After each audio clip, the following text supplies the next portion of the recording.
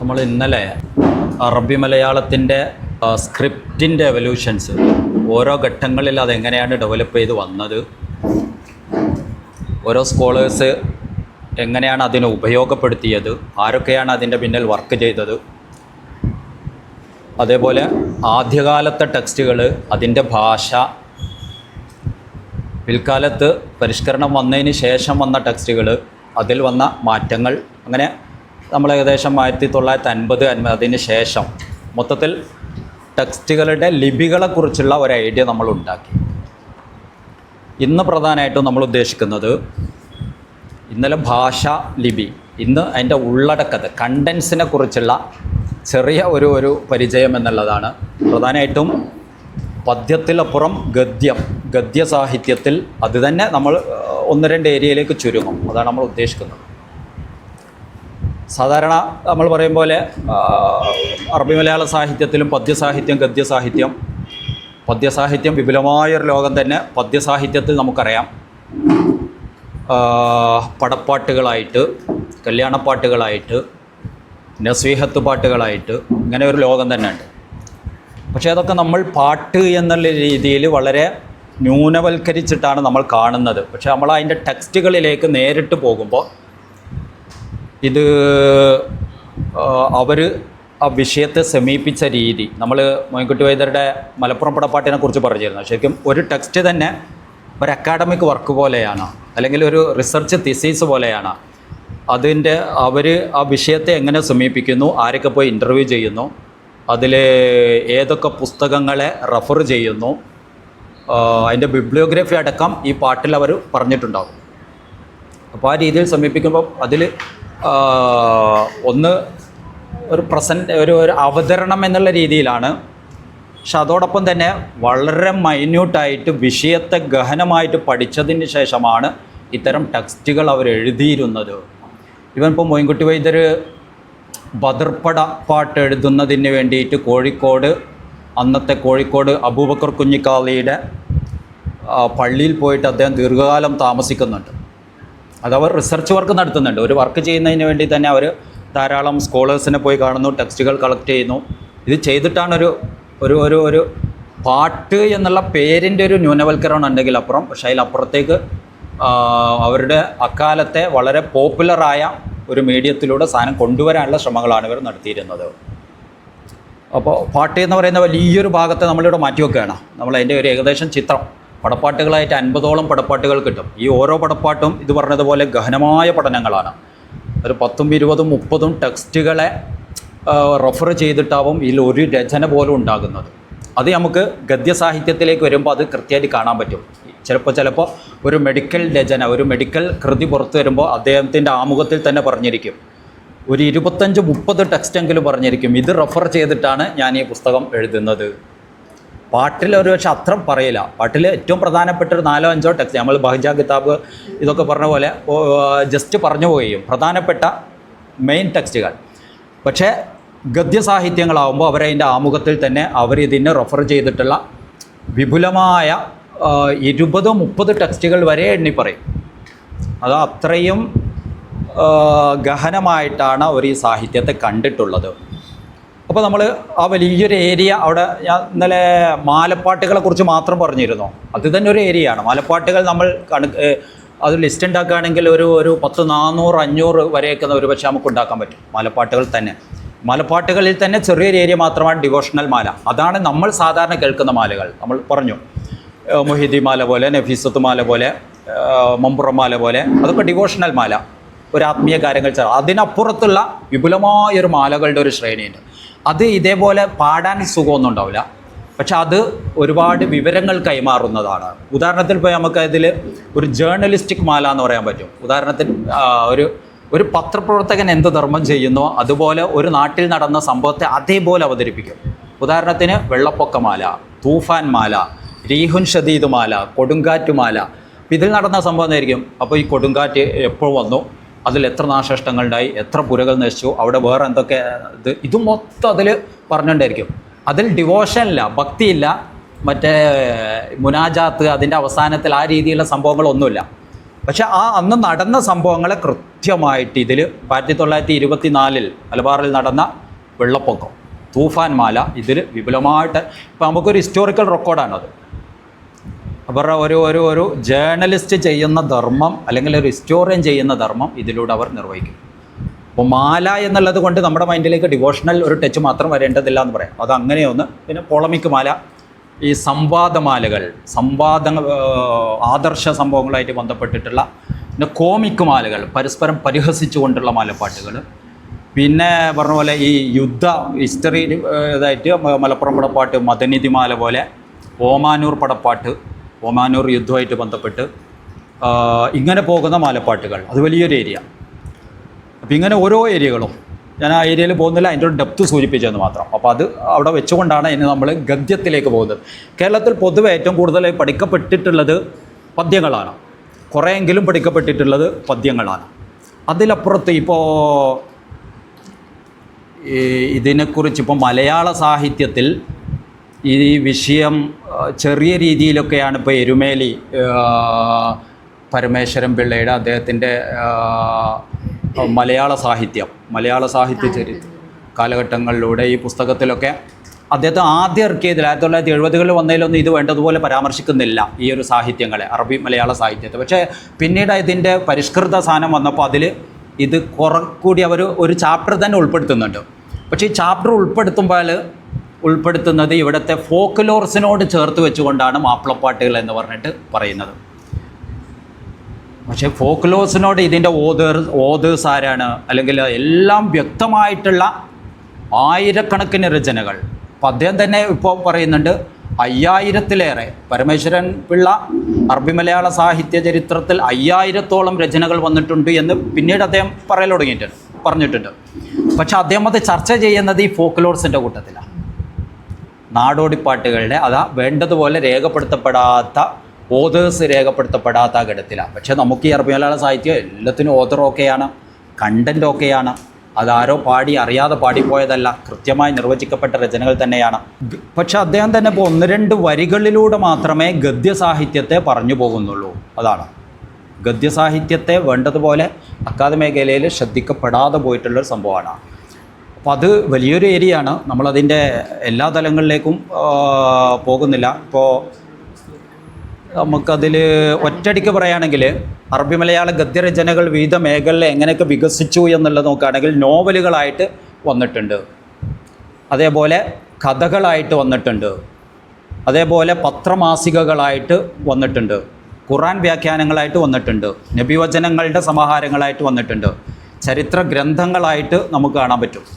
അതേപോലെ കർമ്മശാസ്ത്ര പഠനങ്ങളുണ്ട്, ആത്മീയ ചർച്ചകളുണ്ട്, ഈ സംവാദാത്മക ഖണ്ഡനമണ്ഡന കൃതികളുണ്ട്, വൈദ്യ ചികിത്സാ ഗ്രന്ഥങ്ങളുണ്ട്, ഈ ലൈംഗിക ശാസ്ത്ര ഗ്രന്ഥങ്ങളുണ്ട്, ഭാഷാ പഠനങ്ങളുണ്ട്, നിഘണ്ടുകളുണ്ട്, അതേപോലെ പാഠപുസ്തകങ്ങൾ, നോട്ടീസുകൾ, ലഘുലേഖകൾ, ചാർട്ടുകൾ, കലണ്ടറുകൾ, കാറ്റലോഗുകൾ, പരസ്യങ്ങൾ.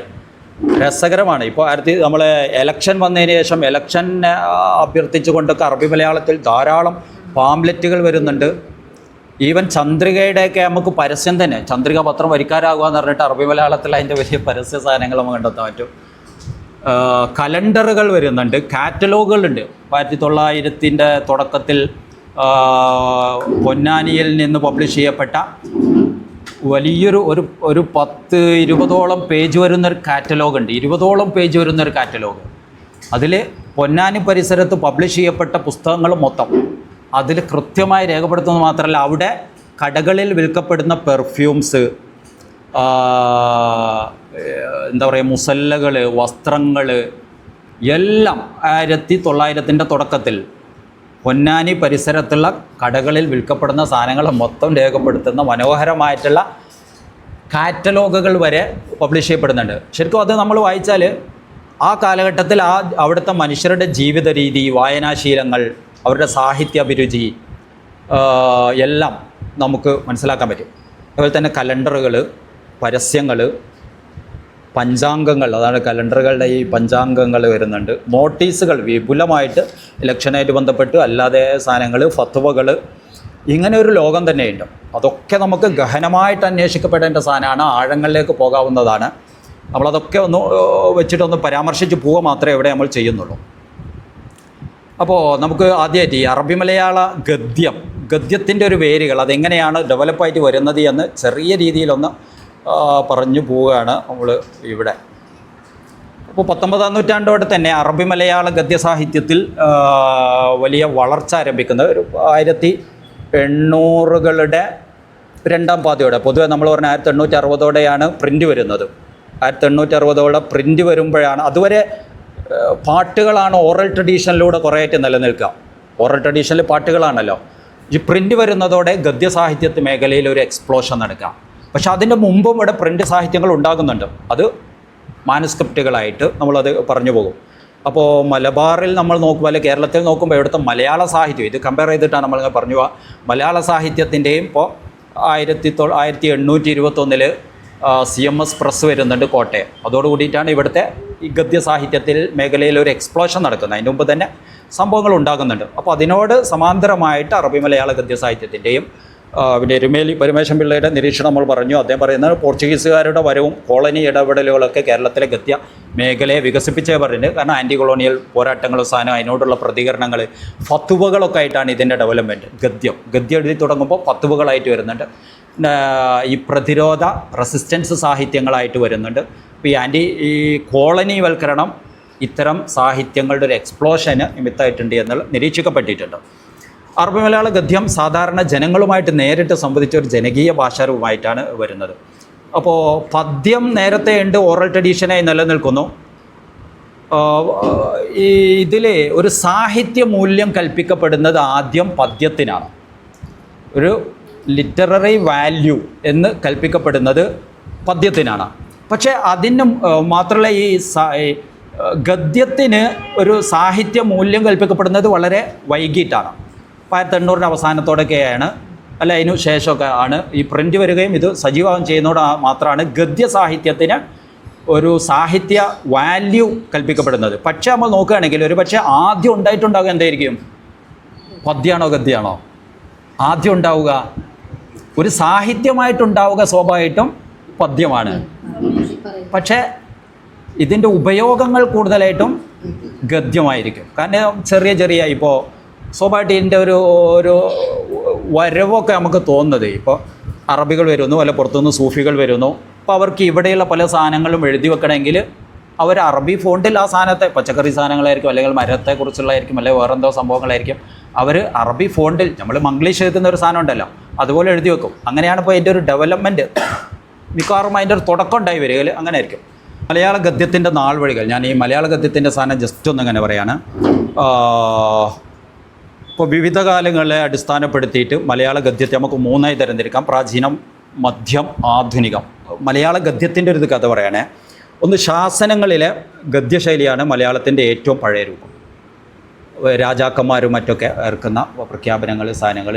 ഇപ്പോൾ നമ്മൾ കോഴിക്കോട് മുച്ചുന്തിപ്പള്ളിയിൽ പോയാൽ അവിടെ സാമൂതിരിയുടെ ഒരു മുസ്ലിങ്ങളുമായിട്ട് ബന്ധപ്പെട്ട് അദ്ദേഹം നൽകിയിട്ടുള്ള ഒരു ശാസന അല്ലേ, നമുക്കവിടെ കാണാൻ പറ്റും. 1100-കളിലോ 1200-കളിലൊക്കെ എഴുതപ്പെട്ടതാണ് എന്ന് കാണുന്ന ഇതുപോലെ ഉള്ള വിളംബരങ്ങൾ, രാജകീയ വിളംബരങ്ങളും മറ്റൊക്കെയാണ് ഈ മലയാളത്തിൻ്റെ ഗദ്യം. കല്ലുകളിൽ, ചെമ്പുതകിടുകളിൽ, താളിയോലകളിൽ, ഇതൊക്കെയാണ് മലയാളത്തിൻ്റെ ഗദ്യം.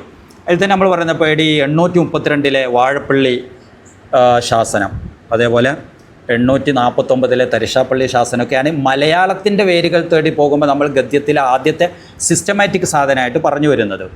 ഇപ്പോൾ ആദ്യകാല ഗദ്യകൃതികൾ നോക്കുകയാണെങ്കിൽ കണ്ടെടുക്കപ്പെട്ടതിൽ കേരള ഭാഷയിലെ ആദ്യത്തെ കൃതി ഭാഷാ കൗടില്യം 1150-നും 1250-നും ഇടയിലാണ് അത് ഒരു കൃതിയായിട്ട്, ചെറിയ ഒരു സംഭവമായിട്ട് പറയുന്നത്, കണ്ടെടുക്കപ്പെട്ടിട്ടുള്ളത്. കൃത്യമായിട്ടത് കാലം നിർണ്ണയിക്കാൻ പറ്റിയിട്ടില്ല. പക്ഷേ അതിൻ്റെ ഭാഷയുടെ രൂപം കാര്യം കാണുമ്പോൾ ആ കാലത്തോടാണ് യോജിക്കുന്നത്.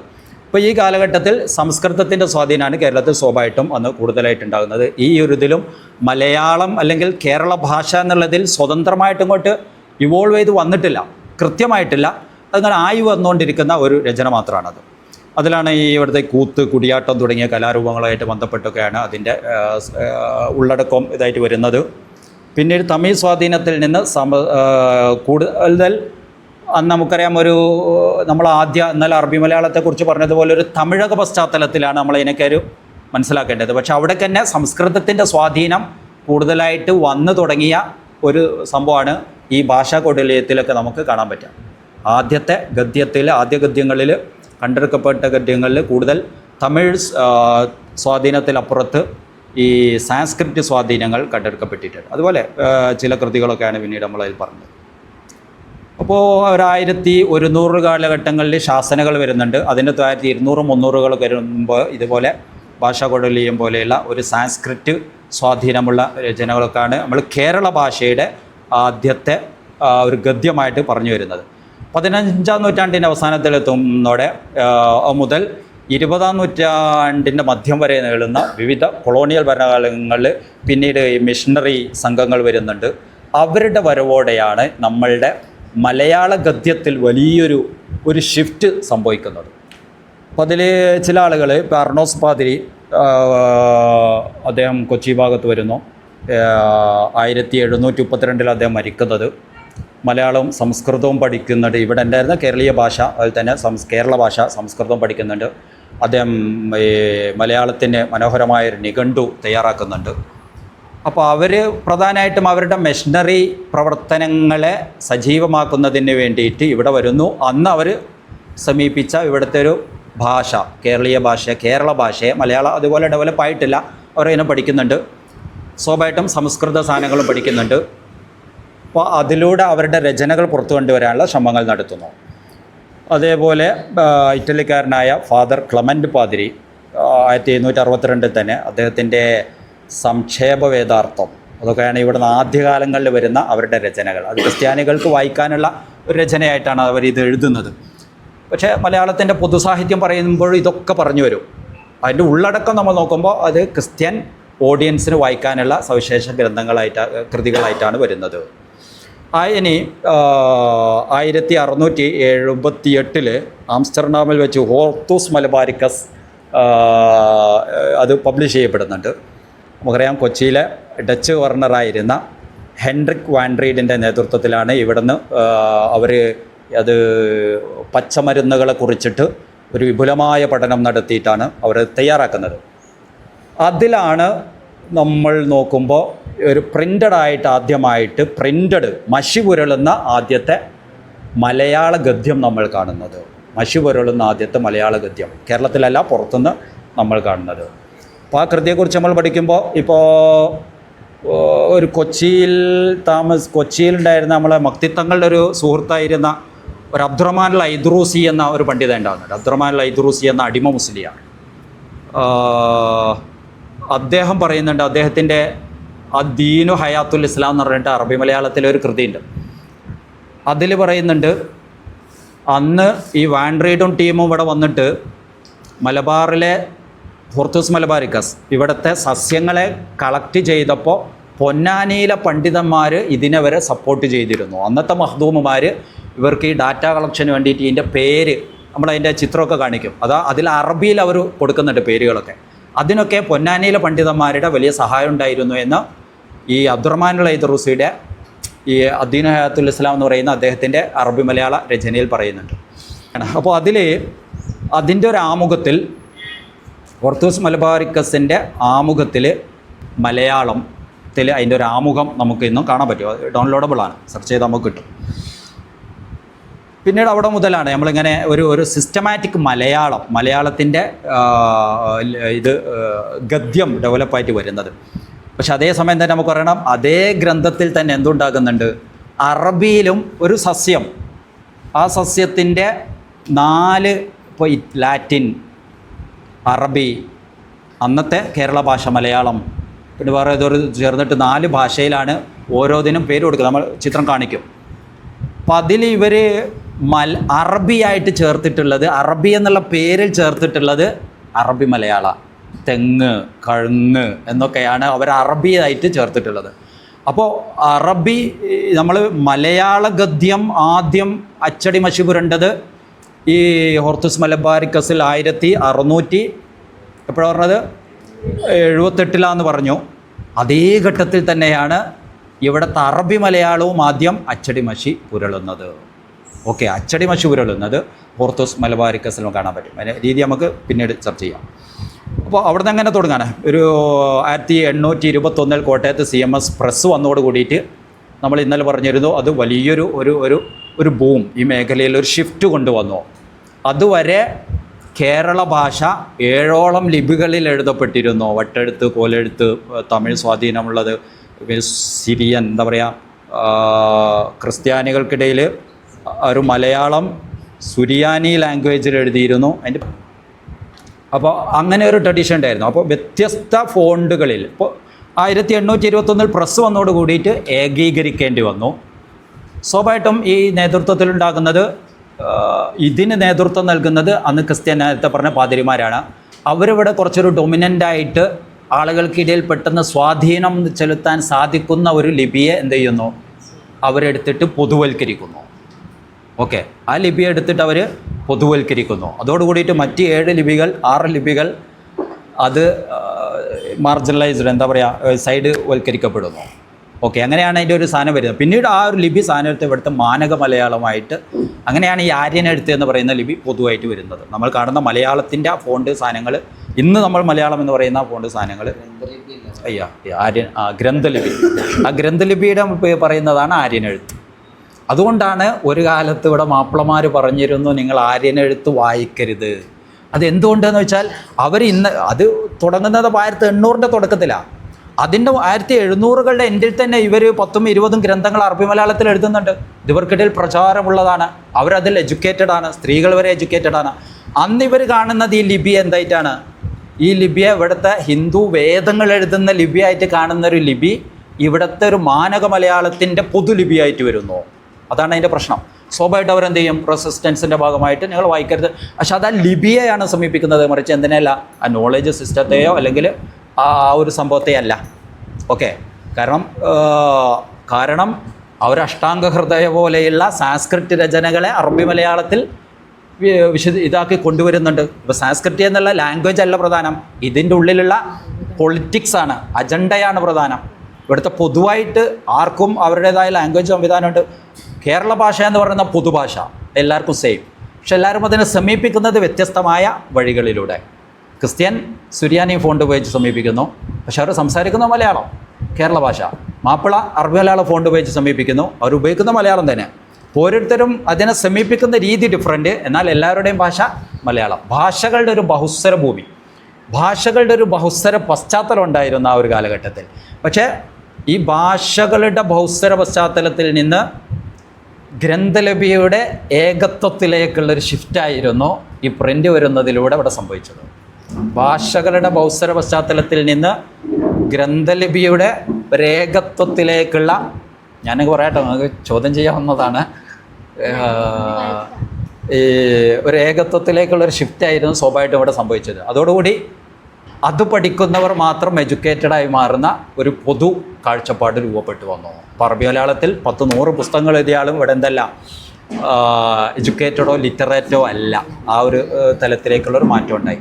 അപ്പോൾ അതാണ് ഒരു പ്രത്യേക ഒരു ടേണിംഗ് പോയിൻ്റാണ് 1821 കോട്ടയത്ത് CMS പ്രസ്സിൻ്റെ ഒരു ആരംഭം എന്ന് പറയുന്നത്. അവിടെ നിന്നാണ് പിന്നെ ആദ്യത്തെ മലയാളത്തിൽ, നമ്മൾ പുറത്ത് അച്ചടി മഷി പുരണ്ടതാണ് നേരത്തെ പറഞ്ഞ ഓർത്തൂസ് മലബാരിക്കസ്. ഇവിടെ നിന്ന് ഈ ചെറുപൈതങ്ങൾക്ക് ഉപകാരാർത്ഥം എന്ന് പറഞ്ഞിട്ട് കുട്ടികൾക്കുള്ള ഒരു കഥകളുടെ, ക്രിസ്ത്യൻ പശ്ചാത്തലത്തിൽ വന്ന കഥകളുടെ ഒരു സമാഹാരം പോലെയാണ് ഈ ചെറുപൈതങ്ങൾക്ക് ഉപകാരാർത്ഥം എന്ന് പറഞ്ഞാൽ 1924 ഇവിടെ നിന്ന് പബ്ലിഷ് ചെയ്യപ്പെടുന്ന ആദ്യത്തെ പുസ്തകം വരുന്നത്. അതിന് മുമ്പ് ബൈബിളിൻ്റെ കുറച്ച് സാധനം വിവർത്തിതമായിട്ട് വരുന്നുണ്ട്, പിന്നീട് ഈ കൃതി വരുന്നുണ്ട്. 1835 ആകുമ്പോൾ ഈ മെക്കാളപ്രഭുവിൻ്റെ വിദ്യാഭ്യാസ പോളിസി വരുന്നു, ഇംഗ്ലീഷ് ഭാഷയ്ക്ക് പ്രാധാന്യം നൽകുന്നു. അപ്പോൾ ഒരു ഷിഫ്റ്റ് വരികയാണ്, ഇവരുടെ ഇംഗ്ലീഷ് ഭാഷയ്ക്ക് പ്രാധാന്യം നൽകുന്ന തലത്തിലേക്ക് ഒരു ക്രൈസ്തവ, അന്നത്തെ ഒരു ബ്രാഹ്മണ പരിസരത്തിൽ അവരുടെ ചിന്തകളും സാധനങ്ങളൊക്കെ മാറുന്നു. അതാണ് ഒരു ഭാഗത്ത് നടക്കുന്നത്. ഓക്കെ, അപ്പോൾ ഞാനിത് പറഞ്ഞത് മൊത്തത്തിൽ ഇവിടുത്തെ മലയാള ഗദ്യത്തിൻ്റെ ഒരു ഡെവലപ്മെൻറ്റിൻ്റെ ഒരു പശ്ചാത്തലം മനസ്സിലാക്കിയാൽ നമുക്ക് ഈ മലയാള ഗദ്യത്തിൻ്റെ ഒരു സംഭവം പിടുത്തം കിട്ടും. അതിന് വേണ്ടിയിട്ട് നിങ്ങൾ പറഞ്ഞു എന്ന് മാത്രം. അപ്പോൾ അറബി മലയാള ഗദ്യത്തിൻ്റെ തുടക്കം, അറബി മലയാള പദ്യം നമ്മൾ ലഭ്യമായിട്ടുള്ളത് നമ്മൾ പറഞ്ഞു 1607 മൊഹിദ്ദീൻ മാലയാണ് ആദ്യമായിട്ട് നമുക്ക് കിട്ടിയിട്ടുള്ളത്. അപ്പോൾ അതിൻ്റെ മുമ്പും ഇന്നലെ നമ്മൾ ചർച്ച ചെയ്തു, രചനകൾ ഉണ്ടാവാം. പക്ഷേ സിസ്റ്റമാറ്റിക്കായിട്ട് ഒരു കോലത്തിൽ നമുക്ക് ലഭ്യമായിട്ടുള്ള രചന ഇതാണ്. ഇനി ഇതൊരു സാഹിത്യ മൂല്യത്തോടെ പദ്യത്തെയാണ് ആദ്യകാലം പരിഗണിക്കപ്പെട്ടത്, ഗദ്യം പരിഗണിക്കപ്പെട്ടിട്ടില്ല. ഗദ്യം സാധാരണ വ്യവഹാരങ്ങൾക്ക് വേണ്ടിയാണ് ഉപയോഗിക്കും. എന്തെങ്കിലും ഒരു സാധനം കൊടുത്തു അത് എഴുതി വെക്കാൻ, അല്ലെങ്കിൽ കച്ചവട വസ്തുക്കളുടെ അങ്ങോട്ടൊക്കെ അവിടെ തുടങ്ങുന്നത്. പുറത്തുനിന്ന് അറബ്സ് വരുന്നു, അല്ലെങ്കിൽ മറ്റുള്ളവരോടൊക്കെ ആയിട്ട് ചില പേരുകൾ മംഗ്ലീഷായിട്ട് നമുക്ക് ചിലപ്പോൾ എഴുതിയൊക്കെ ഉണ്ട്. ഇവർക്ക് പേര് പെട്ടെന്ന് വായിക്കാൻ വേണ്ടിയിട്ട് അത്തരം എഴുത്തുകുത്തുകളിലൂടെയൊക്കെ ആവണം ഇതിൻ്റെ തുടക്കങ്ങൾ ഉണ്ടാകുന്നത്. പിന്നീട് അത് ഒരു ഇവർക്കിടയിൽ ഒരു ഭാഷാ സംവിധാനമായിട്ട് അറബി മലയാളം ഡെവലപ്പ് ആവുന്നതോട് കൂടിയിട്ട് ഇത് പ്രധാനമായിട്ടും ഇപ്പോൾ ഫത്വ സാഹിത്യങ്ങളെ പോലെ ആളുകൾക്കിടയിൽ ഖാദിമാരും മറ്റും പുറത്ത് ആളുകൾക്ക് വിവരങ്ങൾ കൈമാറുന്നൊരു സാധനമായിട്ട് ഇത് വരുന്നുണ്ട്. ഫത്വകൾ എഴുതി വെക്കുന്ന, നമ്മൾ പഴയ ഫത്വകളൊക്കെ നോക്കിയാൽ പലതും ഇപ്പോൾ തട്ടാങ്ങര കുട്ടിയാ മുസ്ലിയാർ 1800 അവസാനത്തിൽ പൊന്നാനി കേന്ദ്രീകരിച്ച് ജീവിച്ച വലിയ സ്കോളറാണ്. അദ്ദേഹത്തിൻ്റെ ഫത്വകളൊക്കെ ധാരാളം അറബി മലയാളത്തിൽ നമുക്ക് കാണാൻ പറ്റും. അറബി മലയാളത്തിൽ ഫത്വകൾ എന്ന് പറഞ്ഞാൽ ഇത് ലോക്കൽസുമായിട്ട് ബന്ധപ്പെട്ടതാണ്. ഉലമാസിൻ്റെ ഇടയിലൊരു സാധനമുണ്ട്, അതൊക്കെയാണ്. എന്നാലും പല ഫത്വകളും നമ്മൾ അറബി മലയാളത്തിൽ എഴുതപ്പെട്ടത് കാണാൻ പറ്റും. അറബി മലയാള ഗദ്യം എന്ന് പറയുന്നത് അത് സാധാരണക്കാരുമായിട്ടുള്ളൊരു സംവാദമാണ്. ഞാൻ പറഞ്ഞല്ലോ ഈ മൊഴി മലയാളം, മൊഴിയെ അതേപോലെ രേഖപ്പെടുത്തുക എന്നുള്ളതാണ്. അതുകൊണ്ട് ഇതിൻ്റെ ഒരു വ്യത്യാസം, നമ്മൾ പദ്യസാഹിത്യത്തിൽ കാണുന്ന വാക്കുകളുടെ കട്ടി, കഠോര ഭാഷയിലെ പ്രയോഗങ്ങളൊന്നും ഗദ്യത്തിലുണ്ടാകില്ല. ഗദ്യം എന്ന് പറയുന്നത് സിമ്പിളാണ്. അതാണ് നമ്മളെ സംസാര സാധനം. മറ്റുള്ളതിൽ അവരവരുടെ സാഹിത്യ മേന്മ പ്രകടിപ്പിക്കാൻ എന്തൊക്കെ മൊയ്ൻകുട്ടി വൈദ്യരെ കുറിച്ച് പറഞ്ഞതുപോലെ എല്ലാ വിക്രസുകളും അവർ നടത്തും. പക്ഷെ ഗദ്യത്തിൽ ലളിതമായിരിക്കും, വളരെ ലളിതമായ. അതിലെ ഡിഫറൻസ് ഇന്നലെ നമ്മൾ പറഞ്ഞ ആ ഒരു ഷിഫ്റ്റിൻ്റെ മാത്രമേ ഉണ്ടാവുള്ളൂ. ഓരോ കാലഘട്ടത്തിൻ്റെ ഒരു ഭാഷാ പരിസരം. ഇപ്പോൾ ഇന്നൊരാൾ ചോദിച്ചു, ഈ ജിയോഗ്രാഫിക്കൽ ഡിഫറൻസുകൾ, വേരിയേഷൻസ് അറബി മലയാളത്തിലുണ്ടോ?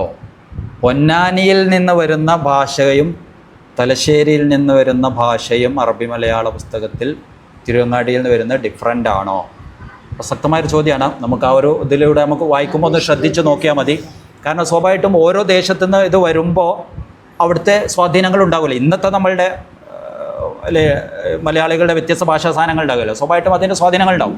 പക്ഷെ അതിൻ്റെ ഒരു ഏകീകരണം വരുന്നത് നമ്മൾ പറയുന്നുണ്ട്. ഏകീകരണം വരുന്നത് പത്രങ്ങൾ വരുന്നു, ജേണലുകൾ വരുന്നു, അറബി പത്രങ്ങൾ വരുന്നു, മാസികകൾ വരുന്നതോടുകൂടിയാണ് അറബി മലയാളത്തിൻ്റെ എന്താ പറയുക പൊതു ഏകീകരണം, ഭാഷയുടെ പൊതു ഏകീകരണം ഉണ്ടാകുന്നത്. കാരണം ഇപ്പോൾ ചാലകത്തോ അല്ലെങ്കിൽ ഇവരൊക്കെ പരിഷ്കരിച്ചിട്ടല്ലോ വക്കമൗലവിയോ പരിഷ്കരിച്ചിട്ട് ഒരു പത്രം ഇറക്കുമ്പോൾ ഇതിനെ മറ്റുള്ളവർ എന്ത് ചെയ്യും? ഫോളോ ചെയ്യും. അവരതിനെ മനസ്സിലാക്കും. അപ്പോൾ അതിനെ ഫോളോ ചെയ്യാൻ ശ്രമിക്കും. പക്ഷെ അതിന് മുമ്പ് അങ്ങനെയല്ലല്ലോ. ഓരോ ലോക്കലിടത്തിൽ നിന്ന് ആളുകൾ എഴുതുന്ന പുസ്തകങ്ങൾ, സാധനങ്ങൾ ചെറിയ സർക്കിളിലാണ് ഉണ്ടാകുക, അല്ലെങ്കിൽ മറ്റുള്ളിടത്തേക്ക് എത്തുകയും ചെയ്യും. പക്ഷെ എങ്കിലും എന്തുണ്ടാവും? നമ്മൾ ഇന്നലെ ആരുടെ വായിച്ചത്? ചാലകത്ത് കുഞ്ഞഹമ്മദ് ഹാജിയുടെ വായിച്ചല്ലോ. അയാൾ പരിഷ്കരിച്ചിട്ടുണ്ട്, എന്നോ പരിഷ്കരിച്ചിട്ടുണ്ട്. പക്ഷെ അയാളുടെ കൃതി തന്നെ അപരിഷ്കൃത, എന്നല്ല പരിഷ്കരിക്കാത്ത ഭാഷയിലാണ് വന്നത്. അപ്പോൾ അത് ഇതിൻ്റെ ടെക്സ്റ്റിൻ്റെ സഞ്ചാരത്തിൻ്റെ ഒരു പ്രശ്നമായിട്ട് വരും. കാരണം അത് വേറെ പ്രിൻ്റ് ചെയ്തപ്പോൾ അവർക്കിടയിൽ ഈ സാധനം എത്തിയിട്ടുണ്ടാവില്ല. അല്ലെങ്കിൽ അത് കിതാബത്ത് നടത്തിയ ആൾ അയാൾക്ക് പരിചയം ഉണ്ടാകില്ല, പഴയ രീതിയിൽ തന്നെ എഴുതിയിട്ടുണ്ടാകും. അപ്പോൾ ഈ വേരിയേഷൻസുകൾ ഉണ്ടാകാം. അത് രസകരമായിട്ട് പഠിക്കപ്പെടേണ്ട വിഷയമാണ്. ഓരോ പൊന്നാനിയിൽ നിന്ന് പുറത്തു വരുന്ന ടെക്സ്റ്റുകളുടെ അവരുടെ ലോക്കൽ ഭാഷയുടെ സ്വാധീനം അറബി മലയാളത്തിൽ ഉണ്ടാവാം. തിരുവങ്ങാടിയിൽ നിന്ന് വരുന്നതിൽ നിന്ന് ഇവിടുത്തെ ലോക്കൽ ഭാഷയുടെ സ്വാധീനം ഉണ്ടാവാം. തലശ്ശേരിയിൽ നിന്ന് വരുന്നതിൽ നിന്ന് അവിടുത്തെ ലോക്കൽ ഭാഷയുടെ സ്വാധീനങ്ങൾ ഉണ്ടാവാം. അത് പഠിക്കപ്പെടേണ്ട ഒരു സാധനമാണ്. അപ്പോൾ ശിലാലിഖിതങ്ങൾ, സ്മാരകശിലകൾ കൃത്യമായിട്ട് നമുക്ക് പറയാൻ പറ്റില്ല. പക്ഷെ കിട്ടുന്ന സാധനങ്ങൾ ഇപ്പോൾ നമുക്ക് അത് രസകരമായിട്ട് തോന്നിയത് ഈ അടുത്ത് തന്നെ നമ്മളെ സെയ്ദാലി സാറുടെ സഹായത്തോടെ നമുക്ക് കിട്ടിയ ഈ അഗത്തി ദ്വീപിൽ നിന്ന് അവിടെ ഒരു മരക്കാരെ പള്ളി, ശ്മശാനത്തിൽ നിന്നും ഈ അടുത്ത പള്ളി പുനർനിർമ്മിച്ചപ്പോൾ അവിടെ കുഴിച്ചപ്പോൾ അവിടെ നിന്നൊരു സ്മാരകശില കിട്ടി. ഇത് വെച്ച് നോക്കുമ്പോൾ 1112 ഷഅബാൻ മാസം 15, 1112 ഷഅബാൻ 15 എന്ന് നോക്കുമ്പോൾ അത് എത്ര കിട്ടുന്നത്? 1700 കിട്ടുന്നത്. 1699 അല്ലെങ്കിൽ 1700. ഓക്കെ. അപ്പം ഇങ്ങനെ വരുമ്പോൾ ഈ നമ്മൾ വായിച്ചത് സത്യമാണെങ്കിൽ ലഭ്യമായിട്ടുള്ള ഈ അറബി മലയാളം ഇൻസ്ക്രിപ്ഷൻസ് അല്ലെങ്കിൽ കൊത്തിവെച്ചതിൽ ഒരുപക്ഷെ ഏറ്റവും കണ്ടെത്തപ്പെട്ടതിൽ ആദ്യത്തേതൊക്കെ ഇതാവാം. ഇതാവാമെങ്കിൽ ഇതിൽ നിന്ന് നമുക്ക് അറബി മലയാളത്തിൻ്റെ ഗദ്യരൂപത്തിൻ്റെ ഒരു ആദ്യത്തെ എവല്യൂഷൻസ് ഏത് രീതിയിലാണെന്നുള്ളതിൻ്റെ കുറേ സാധനങ്ങൾ നമുക്കിതിൽ നിന്ന് കിട്ടുന്നുണ്ട്. അപ്പോൾ 17-ാം നൂറ്റാണ്ടിൻ്റെ അറബി മലയാള ഗദ്യത്തിൻ്റെ ഭാഷയും ശൈലിയും നമുക്ക് ഇതിൽ നിന്ന് മനസ്സിലാകുന്നുണ്ട്. 1600-ൻ്റെ എൻഡ് അല്ലേ, അല്ലെങ്കിൽ 1700-ൻ്റെ തുടക്കത്തിൽ ഈ അറബി മലയാള ഗദ്യം അങ്ങനെ ഡെവലപ്പ് ആവുന്നുള്ള ഒരു ചിത്രം നമുക്കിതിൽ നിന്ന് കിട്ടുന്നുണ്ട്.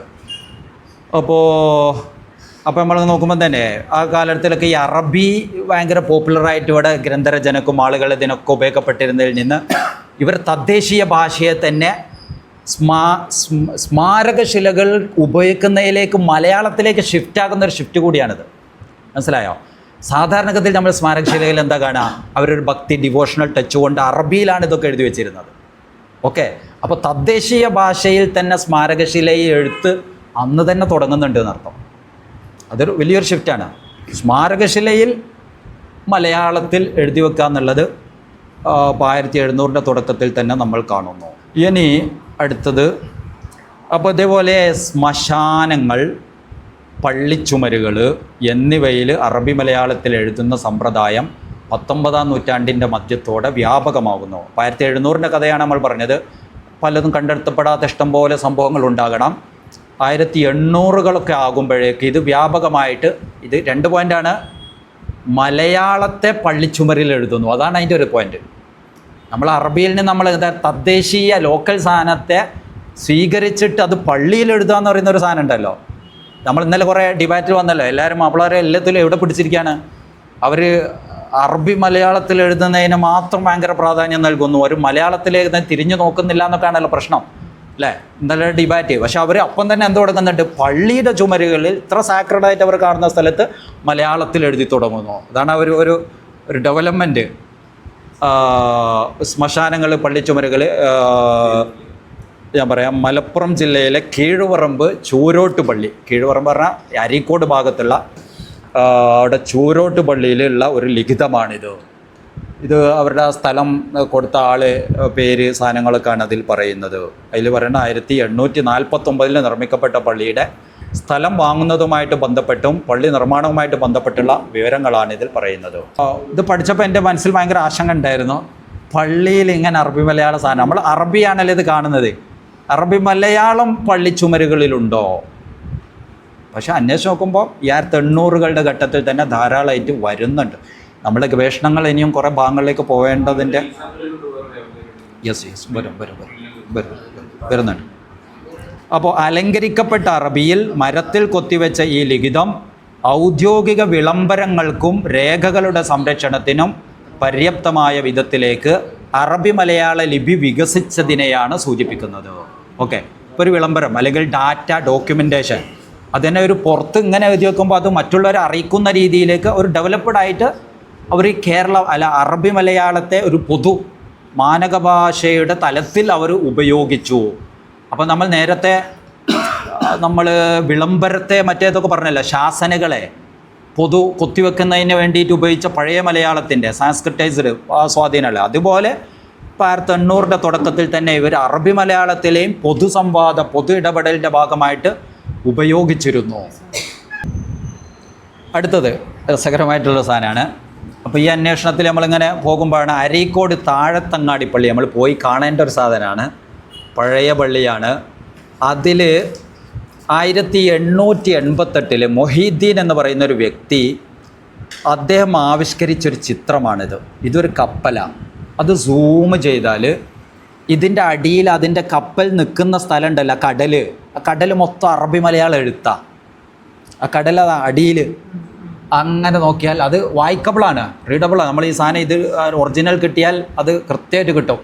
അറബി മലയാളത്തിൻ്റെ ഓരോ സാധനങ്ങൾ, അതിൽ ഓരോ 5 പഞ്ച തൂണുകളാണ്, ഇസ്ലാമിൻ്റെ പഞ്ച സ്തംഭങ്ങൾ. അതിൽ ഓരോ തൂണും ഷഹാദത്ത്, ഇസ്ലാം കാര്യം, പയൽ ഈ മറ്റേ ഹജ്ജ്, സക്കാത്ത് ഇത് എന്നൊക്കെ പറഞ്ഞിട്ട് ഇനി ഈമാൻ കാര്യം, ഈ സാധനങ്ങൾ മൊത്തം അറബി മലയാളത്തിൽ എഴുതി വെച്ചിരിക്കുകയാണ്.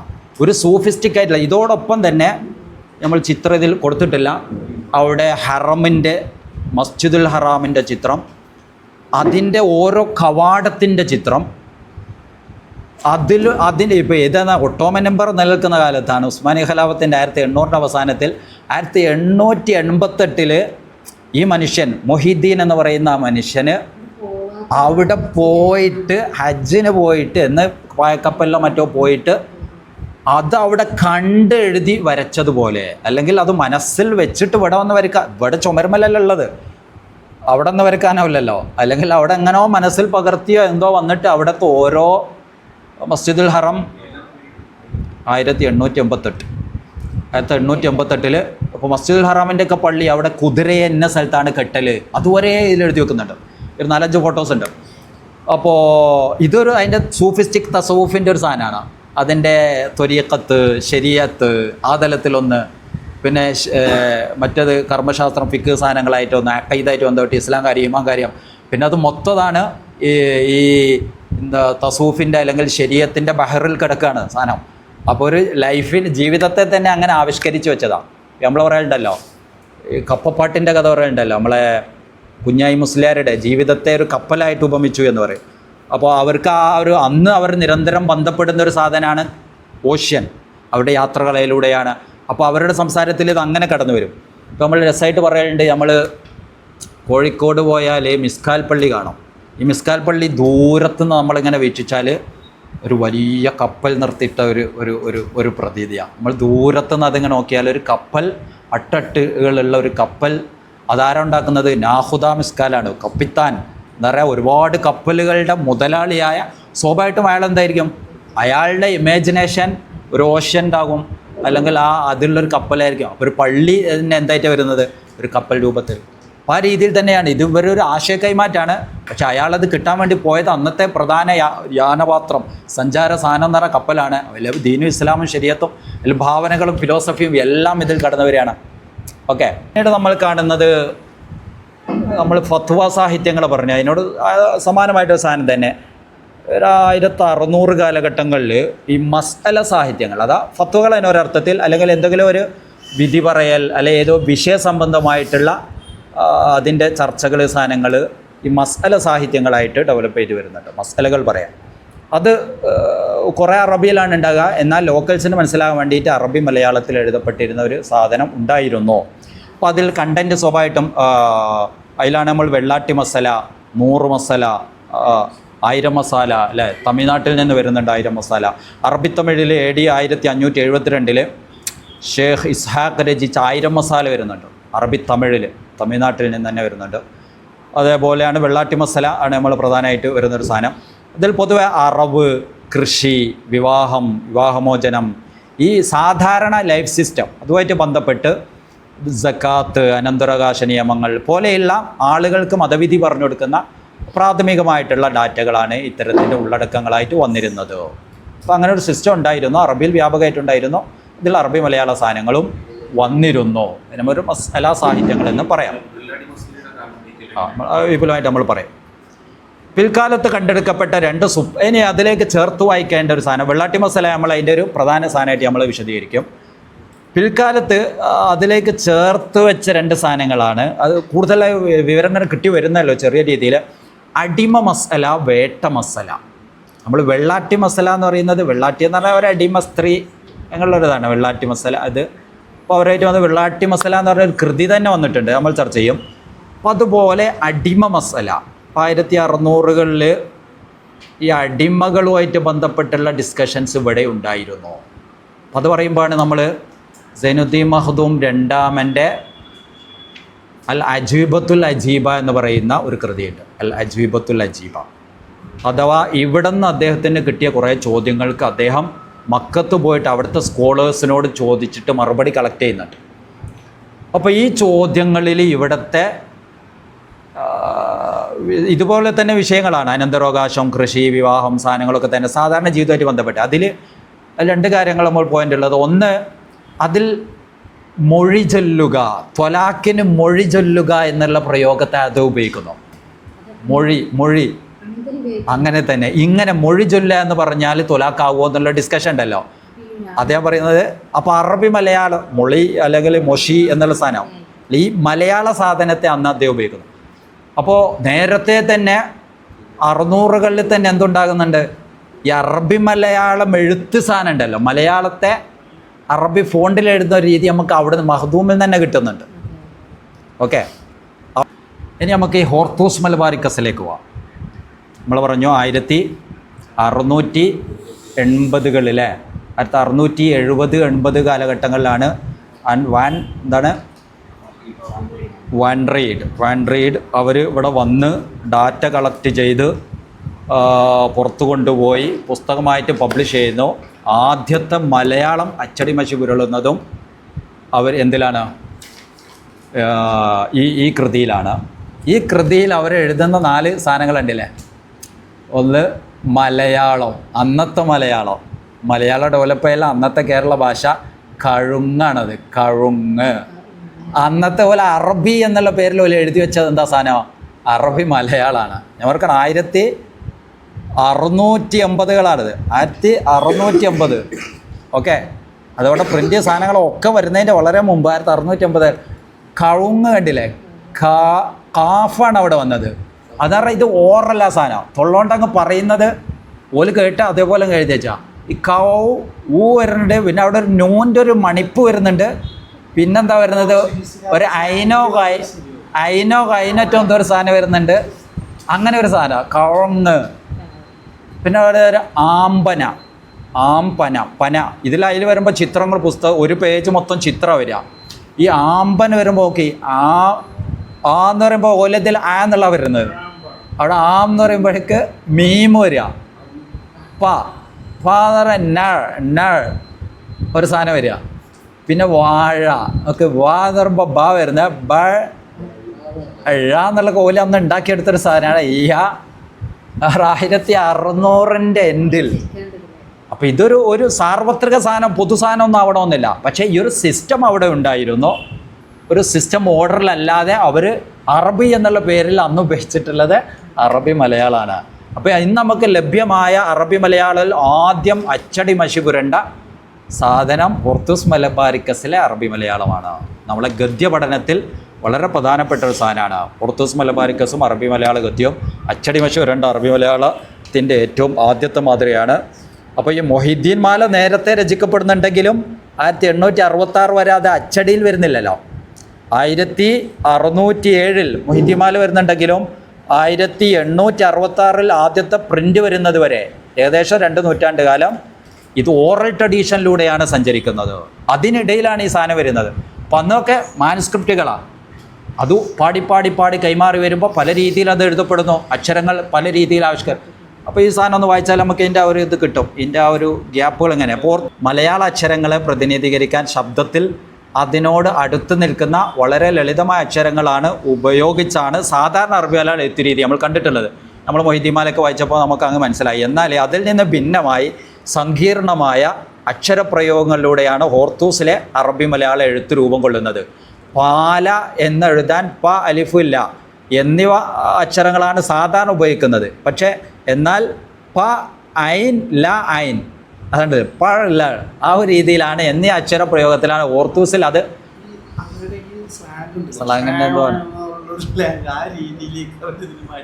ഒരു സാധനം വരുന്നത്.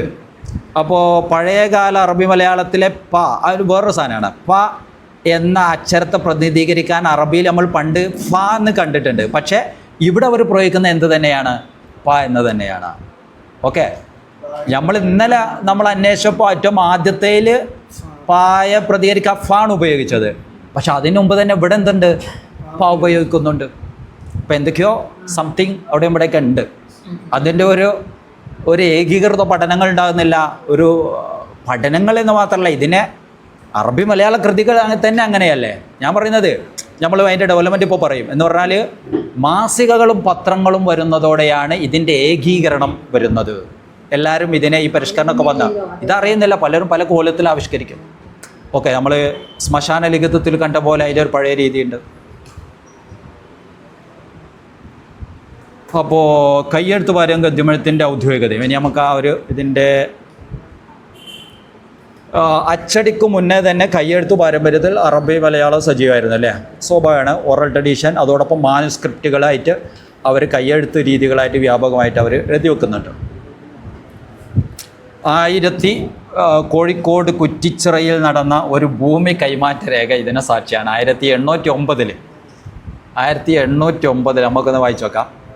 അറബി മലയാളത്തിൽ എഴുതപ്പെട്ട, അപ്പോൾ 1860 പ്രിൻ്റ് വരുന്നത്, 860. പക്ഷെ അതിൻ്റെ മുമ്പ്, അപ്പോൾ പ്രിൻ്റ് വന്നതിന് ശേഷമുള്ള സാധനം നമ്മളുടെ ദൃശ്യതയിൽ നമ്മൾ കാണുന്നുള്ളൂ. അപ്പം അതിന് മുമ്പ് സാധനമില്ല എന്നുള്ളതല്ല, അതിന് മുമ്പ് സാധനങ്ങൾ ഇഷ്ടം പോലെ അവരുടെ ദൈനംദിന ജീവിതത്തിൽ, അവരുടെ സ്വകാര്യ ലൈഫിൽ, അവരുടെ കാലി ജീവിതത്തിൽ, വ്യവഹാരങ്ങളിൽ, ജോലി ബന്ധപ്പെട്ട് ഇഷ്ടം പോലെ സാധനം ഉണ്ടാകുന്നുണ്ട്. പക്ഷേ ഈ നമ്മളെ മിഷണറി മലയാള രേഖകൾ കളക്ട് ചെയ്യപ്പെട്ടതുപോലെ ഈ മേഖല പ്രിസർവ് ചെയ്യപ്പെട്ടിട്ടില്ല. പക്ഷേ പഴയ കാലി ഹൗസുകളൊക്കെ അന്വേഷിച്ചാൽ ഇഷ്ടം പോലെ രേഖകൾ ലഭ്യമാണ്. അതിൽപ്പെട്ടൊരു സാധനമാണ് 1809 കോഴിക്കോട് കുറ്റിച്ചിറയിൽ നടന്ന ഒരു ഭൂമി കൈമാറ്റ രേഖ. ഈ സാക്ഷിയാണ്. അറബി മലയാളത്തിൽ എഴുതപ്പെട്ട പ്രസ്തുത രേഖയുടെ പ്രധാന ഭാഗങ്ങൾ ഇങ്ങനെ വായിക്കാം. പള്ളിൻ്റെ തെക്കേ ഫടിപ്പുരൻ്റെ അല്ലേ, പള്ളിൻ്റെ തെക്കേ ഫടിപ്പുരൻ്റെ അകത്ത് നമുക്ക് ഉള്ള ഖബർ നിലത്തിൽ അതിര് വടക്ക് പാതാരി തൊട്ട് തെക്കോട്ടു കന്മതിലോളവും അതിര് പടിഞ്ഞാറ് പാതാരി തൊട്ട് 5 കോൽ കഴിച്ച് 15 കോലോളവും അതിര് തെക്ക് കന്മതിലിൻ്റെ വടക്കോട്ടും അതിര് കിഴക്ക് അതിര് കേക്ക് പള്ളിത്തായത്തെ പടിഞ്ഞാറ് അതിരിക്കു 18 കോല് കഴിച്ച് പടിഞ്ഞാറോട്ട് 15 കോലോളവും ഇഫാളി അതിരിക്കു അകത്തുള്ള കബറു നിലം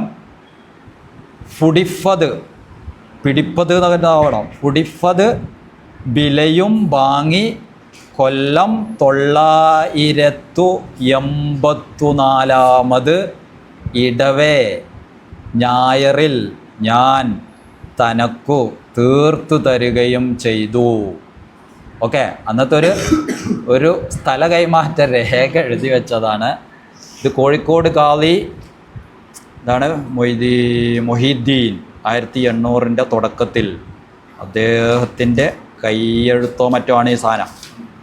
ഓക്കെ, അപ്പോൾ ഇങ്ങനെയുള്ള ധാരാളം രേഖകളെ നമുക്ക് ഈ ഗദ്യ വികസനവുമായിട്ട് ബന്ധപ്പെട്ട് നമുക്ക് കാണാൻ പറ്റും. ഇന്നും ആധാരത്ത് അതേ രീതിയാണ്. ഒരു സാധനം ഇവിടെ വന്നിരുന്നു, ഇവിടെ സമാന്തരമായിട്ട് നടന്നിട്ടുണ്ട്. പക്ഷെ നമ്മൾ പഠിക്കാത്തത് കൊണ്ട് നമുക്ക് ആ ലോകത്തെക്കുറിച്ച് അറിയുന്നില്ല. അതാണ് അതിൻ്റെ ഒരു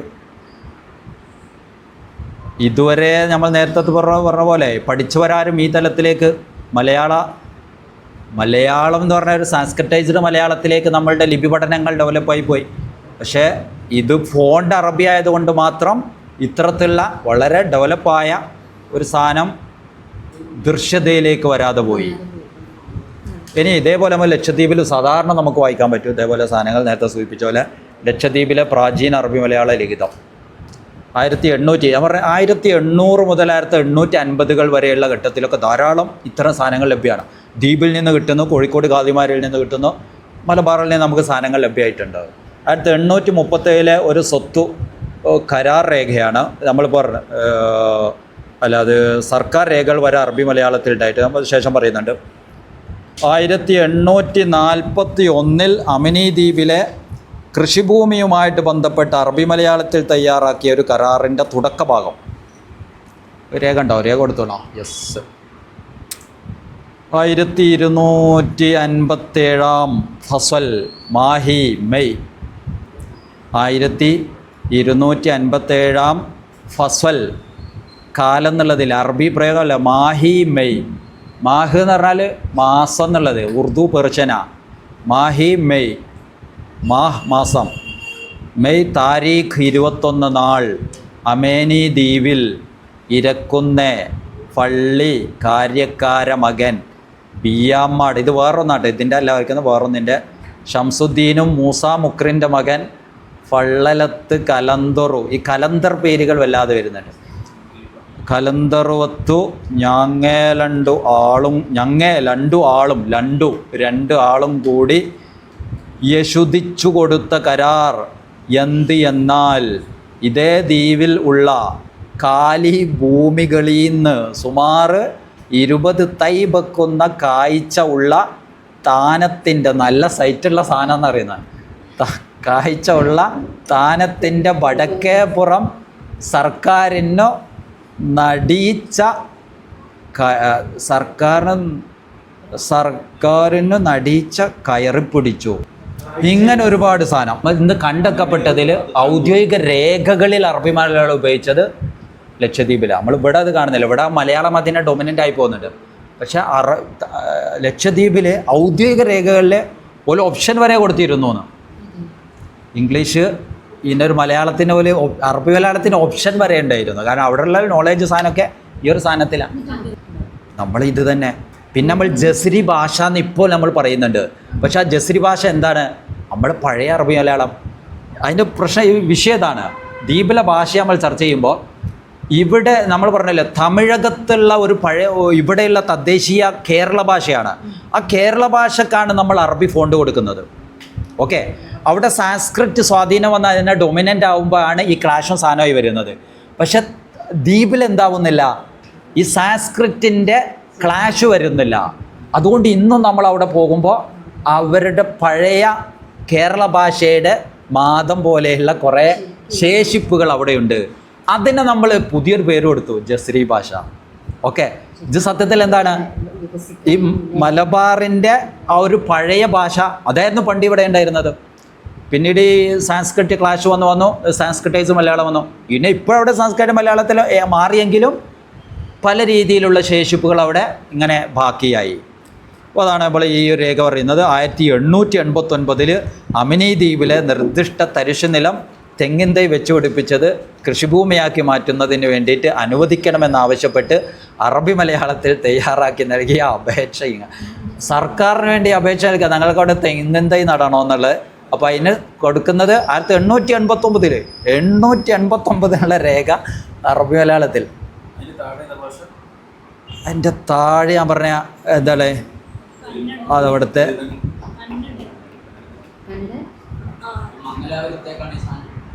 യെസ് മംഗലാപുരത്തേക്ക്, കർണാടക ഇതിലേക്കാണ് പോകുന്നത്, അവിടുത്തെ ഭാഷ. യെസ് തെക്കൻ കന്നറ. അത് തുടങ്ങുന്നത് തന്നെ നോക്കി, തെക്കൻ കന്നറ ജില്ല, മംഗളൂർ താലൂക്ക്.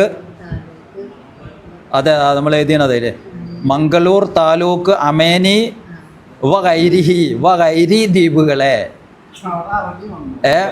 മാനേജർ മുഹമ്മദ് ഹുസൈൻ സാഹിബ് അവർക്ക്. ഓക്കെ, അതാണ് 1889 നോക്കി, 1889 ഈസവി മാഹി, പേർഷ്യം വന്നു. ഈസവി മാഹി നവംബർ താരീഖ് 7 നാൾ അമേനി ദ്വീപിൽ ഇരിക്കും കഞ്ഞരബേലിയിൽ അബ്ദുല്ല യശുദി ഫോദിപ്പിക്കുന്ന ദർഗാസ് ഹരജി.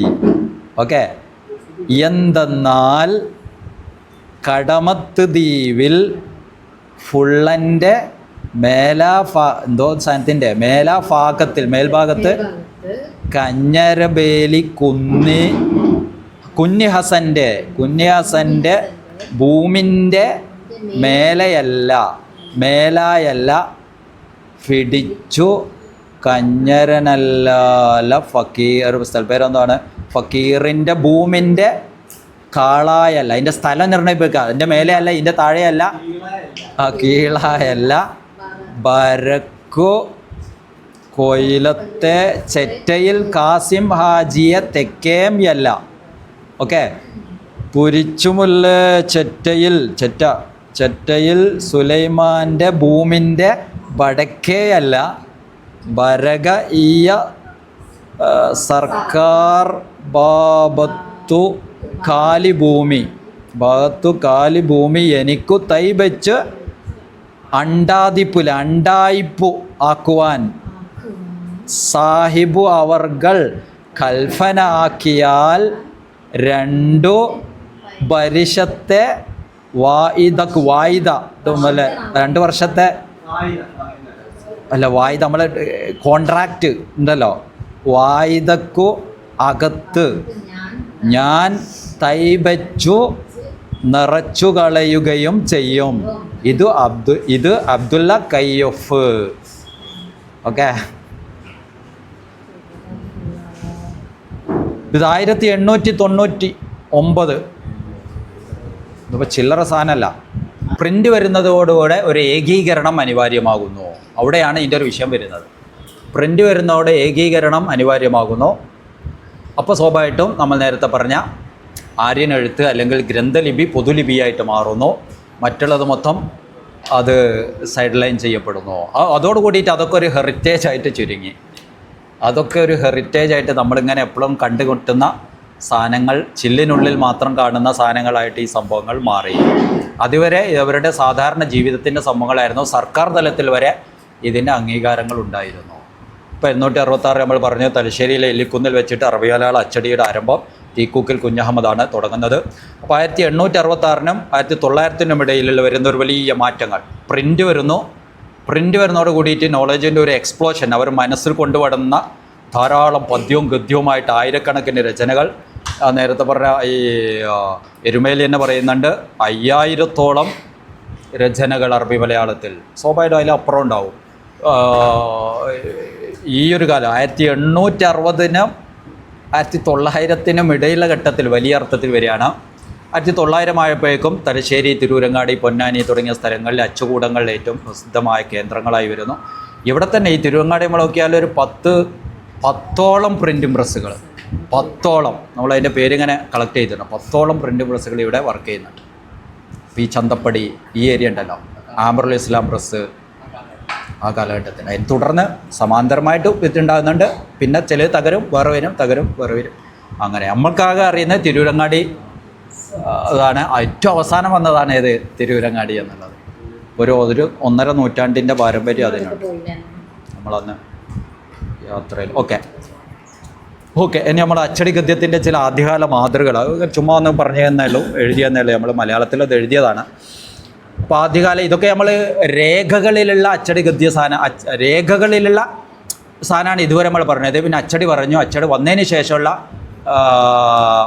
ആദ്യകാല ചില ഗദ്യം.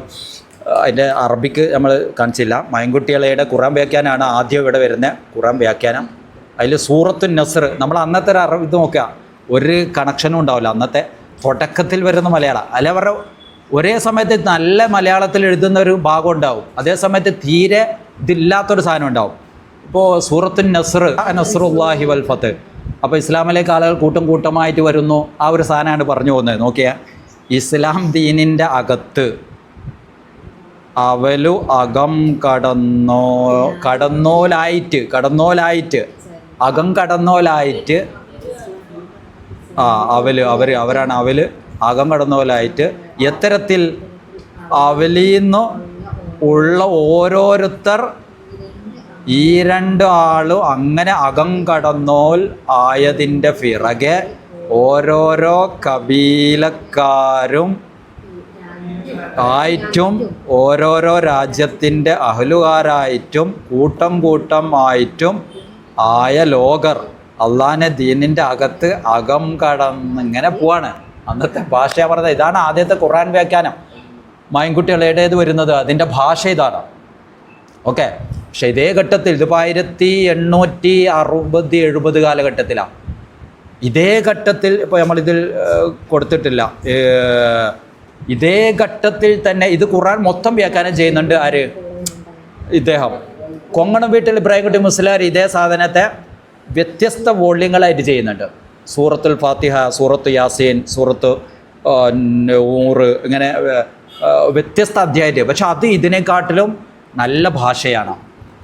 അതുകൊണ്ട് തന്നെ അല്ലല്ല ഇതേ കാലത്ത് ജീവിച്ച കൊങ്ങണം വീട്ടിൽ ഇബ്രാഹിംകുട്ടി മുസ്ലിയാർ, ഇദ്ദേഹത്തിൻ്റെ പ്രസക്തി എന്ന് പറയുന്നത് ഖുർആൻ മൊത്തം എന്ത് ചെയ്തിട്ടുണ്ട്? വ്യാഖ്യാനം ചെയ്തു, തർജ്ജമ ചെയ്തു. പക്ഷേ ഇത് പേരിൽ നമ്മൾ കിസിലൊക്കെ നമ്മൾ പറയും ആദ്യം ഖുർആൻ വ്യാഖ്യാനം ആര് ചെയ്തു എന്ന് വെച്ചാൽ മൈൻകുട്ടികളെയാണ്. പക്ഷെ അത് വായിച്ചിട്ടുണ്ടോ എന്ന് വെച്ചാൽ ആരും വായിച്ചിട്ടുണ്ടാവില്ല.